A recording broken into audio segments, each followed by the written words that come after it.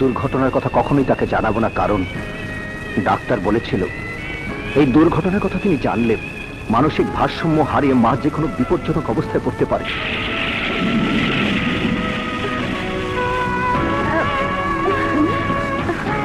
তাই মায়ের সুখের জন্য, মায়ের শান্তির জন্য মিথ্যেবাদী চোরের অপবাদ নিয়ে যে বাড়ি থেকে আমি চলে এসেছি, সে বাড়িতে তুমি আমাকে আর যেতে বলো না।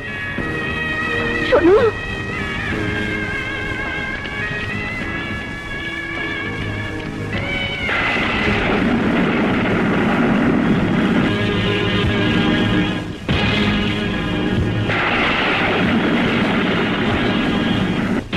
কোথায় যাচ্ছ ভাইয়া? পথ ছাড়, আমি তোদের সব হিসেব বুঝিয়ে দিয়ে এসেছি।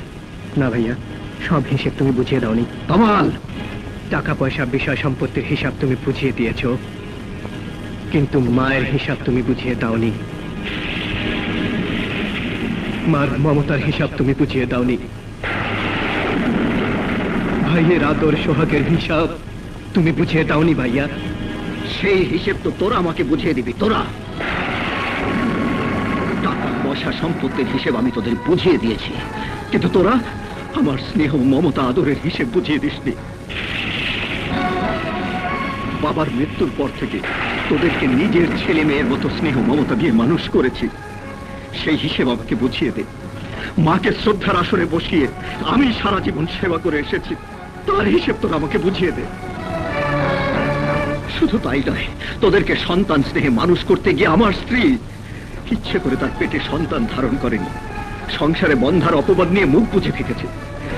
এই সব কিছুর হিসেব তোরা আমাকে বুঝিয়ে দে। তোরা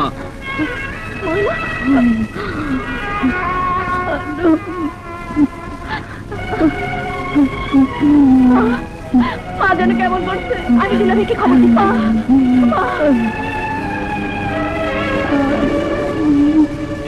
এক অবিশ্বাসী সন্তান তার মায়ের কাছে ফিরে যেতে পারে না। তোমার তুই আমাকে ক্ষমা করে দে, আমি যাবো না।